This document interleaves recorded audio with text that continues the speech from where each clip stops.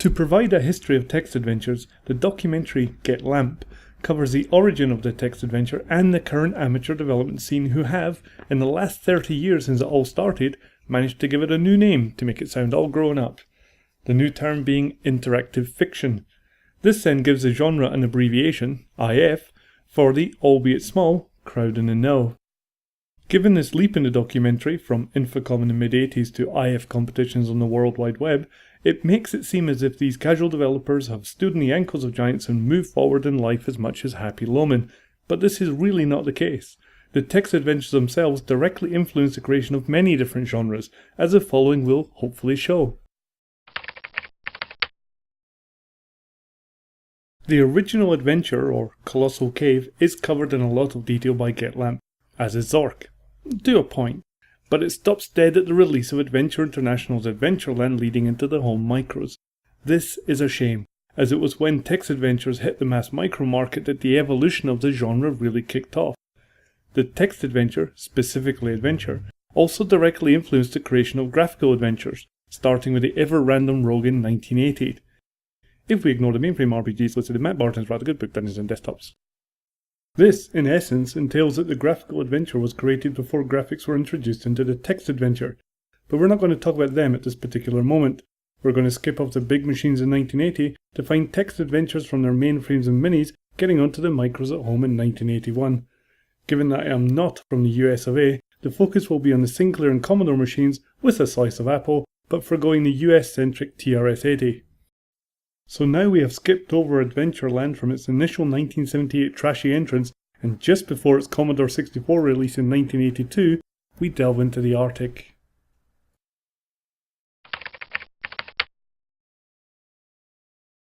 Not to be dragged into the tangent of how cool this rather fab 1K chess game was that the company Arctic distributed, we are going to focus on the first few text adventures that Arctic released on the ZX81 and later the ZX Spectrum, both machines being laden with 16K of memory, which is about 165,536 of 1GB. The Planet of Death, Adventure A, had a few things going for it that were better than, say, off the top of my head, Adventureland, which followed a year or so later on the Commodore 64. The parser input was not painfully slow.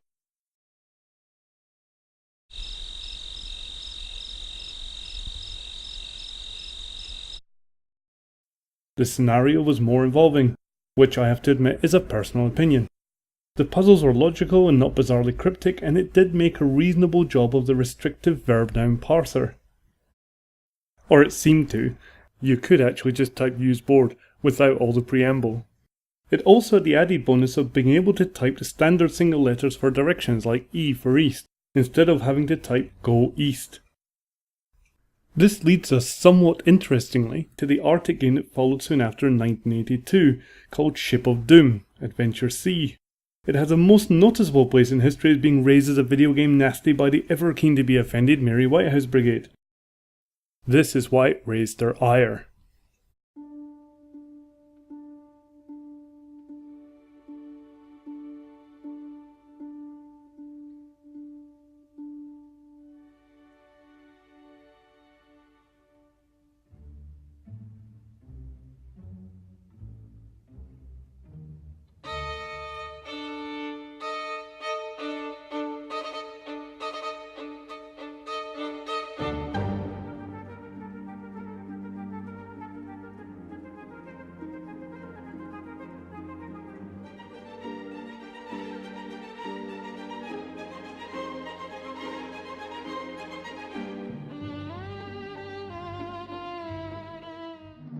As did these.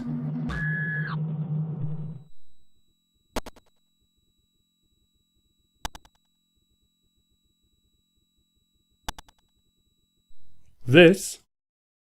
Needing to become this. Leaving only games like these for us to play.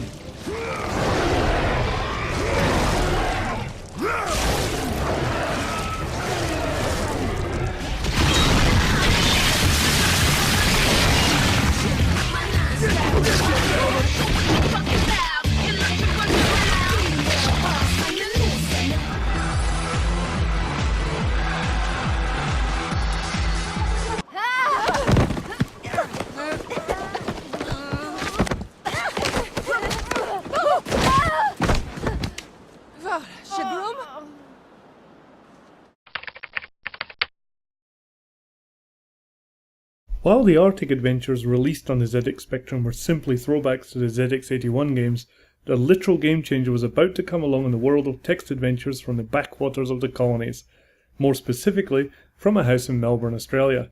An adventure that not only used well-known material for its source, but actually followed the main thread of the story, as opposed to just honouring it. It upped the parsing in ways that would take other text adventure games years to catch up.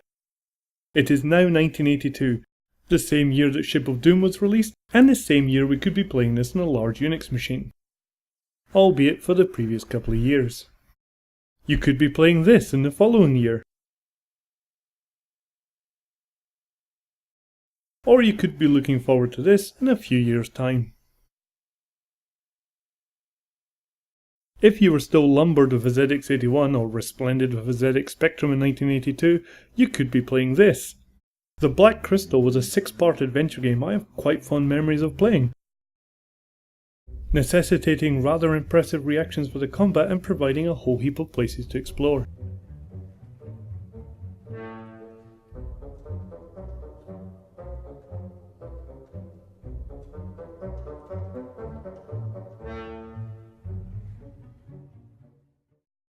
The previously restrictive 2-word parser of text adventures would be replaced in The Hobbit by the somewhat pretentiously named, but still impressive, English. You could interact with other characters in the game and ask them to do something for you. You could follow someone or ask them to follow you. The world that the game traversed seemed large and varied as you travelled to distinct locales that you could appreciate from the book, and your actions actually participated in the progress of the adventure.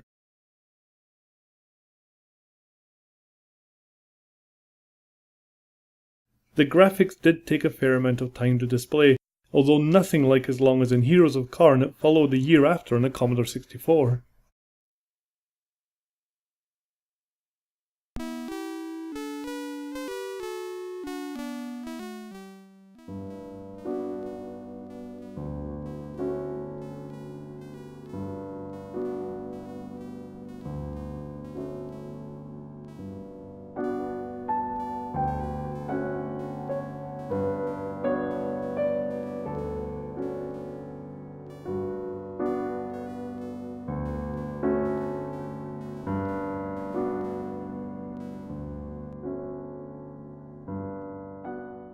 With an 18-minute loading time from the disc and a rather limited parser, it was more of a challenge of patience and intellect.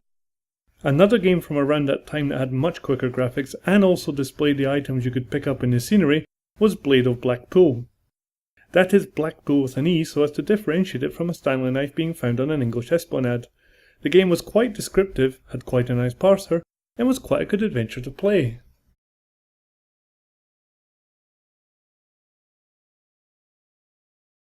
The speed of the graphics loading in The Hobbit would have a significant role to play in adventure games, if not text adventures. Mike Singleton would see The Hobbit being played by a friend and determined that the graphics could be drawn much quicker, and then went on to design and create The Lords of Midnight, a truly epic game ahead of its time and ahead in its exposition. The Hobbit was not the first graphical text adventure ever. There could be discussions about Roberta Williams, one of the true innovators in the industry, creating the idea with Mystery Mansion and Wizard and the Princess. The thing is, adding graphics to text adventures was always going to be in the cards, primarily when the computers had the graphical capabilities and enough memory to do both. The main difference is that both of Roberta Williams' early adventures were not particularly good. This is not just a personal opinion, but a popular one.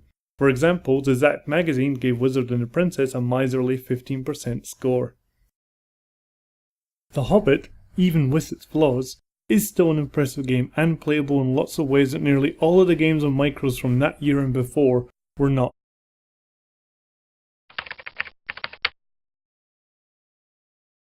A significant set of innovations and important milestones in adventure gaming would arrive in 1983.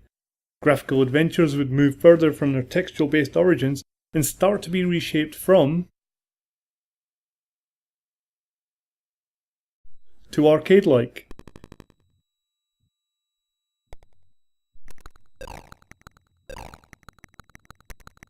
And an RPG arrived that would set the template for many years to come.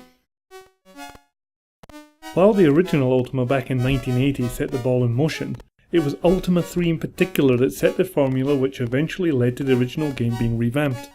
Most of the versions of the original Ultima that you find to play will be from 1986, not the 1980 version. And as playability goes, this is not altogether a bad thing, except for the extreme hardcore nostalgists.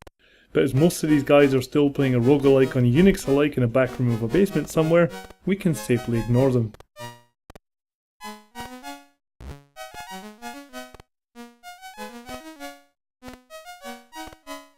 "1983 would also see text adventures embracing adventure in less fantastic and much more recognisable environments with, for example, the excellent Urban Upstart, a definite game of its time, and much improved over the author's predecessor Invincible Island. Text adventures would also branch out to create hybrids with games like Valhalla. The game blended text input with a fairly decent parser and animated multiple character actions. It also accounted for those characters off the screen as you travelled around the sites of Asgard, Midgard and Hell, looking for the mystical items to complete the quest.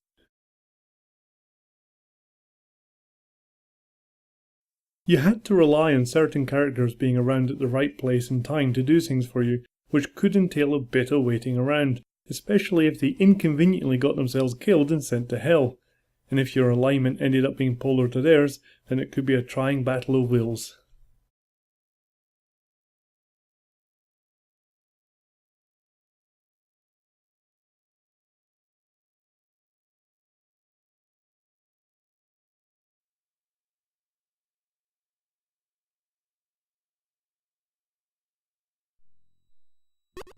The Alchemist and Attic Attack, glimpsed briefly earlier and being shown more now, were a couple of adventure puzzle games released at the end of 1983 that dropped the command and text entry completely to have you solving the evil beset you using only the objects you could find and manipulating them in the environment around you. Ultimate's Attic Attack was by far the more playable and better looking game, but was also more arcade than adventure. Adventuring with only a joystick also took place in the Sword of Fargo, a roguelike game released on the Commodore 64. It was unfortunate that the line of sight that added so much feeling to the exploration in Rogue was noticeably absent from the game.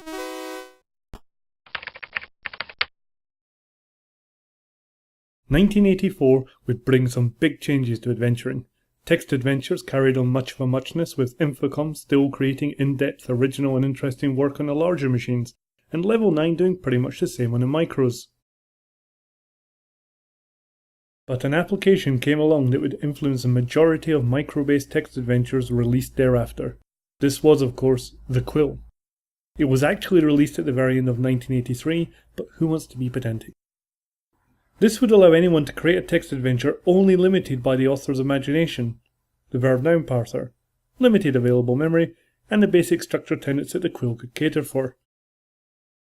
While adventures from the Quill would be popping up frequently of vastly differing quality, the text adventures with graphics would get a boost from the Quest Probe series from Scott Adams, allowing interaction with popular Marvel superheroes starting with the Hulk.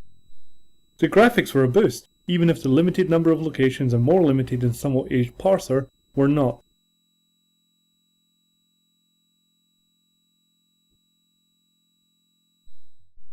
Arctic would release their last non-Quill adventure, reaching F with the Eye of Bane, keeping traditional text adventure going, and unfortunately that annoying beat with every key press that had started in their previous adventure, the Golden Apple.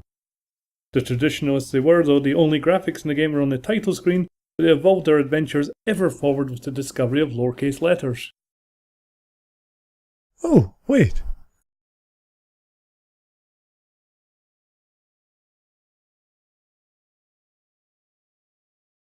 The adventure Kentilla deserves a mention here, as not only did it have music by the legendary Rob Hubbard on the Commodore 64, but it had the innovation that allowed you to look ahead.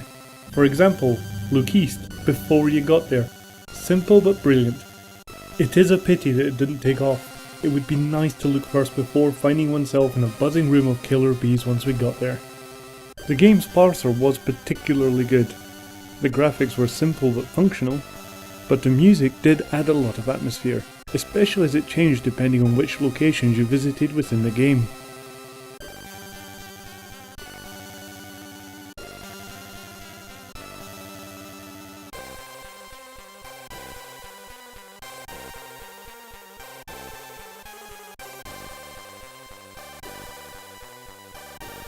Graphical Adventures also got a shot in the arm with the release of Gargoyle's fabulously different Turn and Og, with possibly the longest and mostly unnecessary backstory ever. You play an already dead Celtic hero who has to wander the rather sparse land of the young to reunite the Seal of Callum.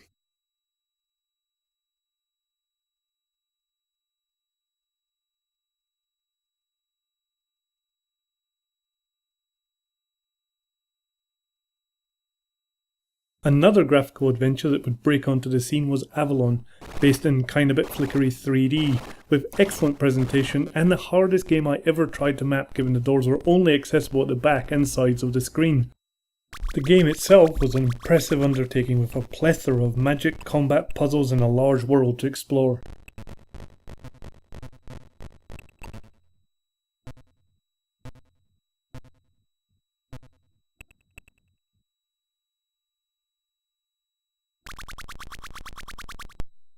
On the lighter side of life, an adventure came out of nowhere with the sole objective of waking up the main character while you were wandering around in his dream.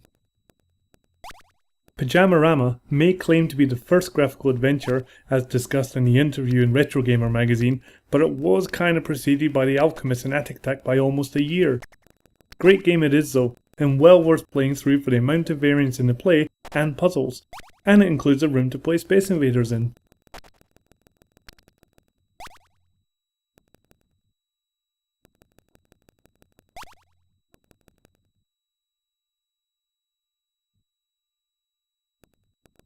Graphically, an adventure would be released that would influence a lot of games to come in the following years.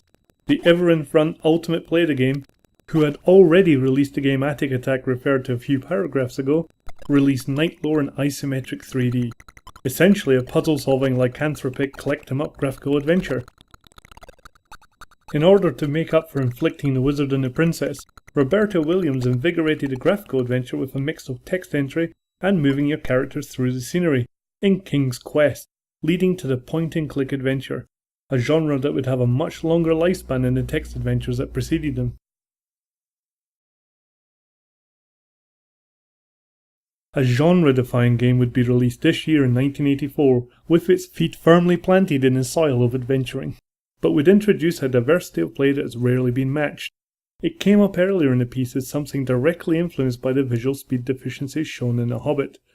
The game allowed you to play as either a stealth adventure, or as a strategic war by the gathering of forces to battle the enemy of light, depending on your personal, unrestrained approach to the game. It is, of course, the still impressive Lords of Midnight. The game boasted 4,000 locations with 32,000 possible views, excellent graphics and a turn-based approach to the gameplay, strategy and adventure fitted into 48K of memory. Unlike most of its ilk, it came with a map, which was nice. Avalon did too, although it was not as useful to the gameplay.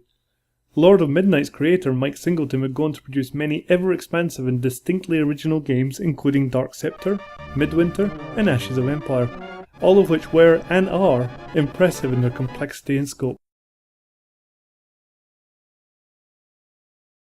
All of this happened back in the turbulence of originality that occurred over a quarter of a century ago in 1984. It had established genres for many years to come, and it would prepare the way for much refinement, improvement and upsizing in the following year that would boast some truly impressive innovations.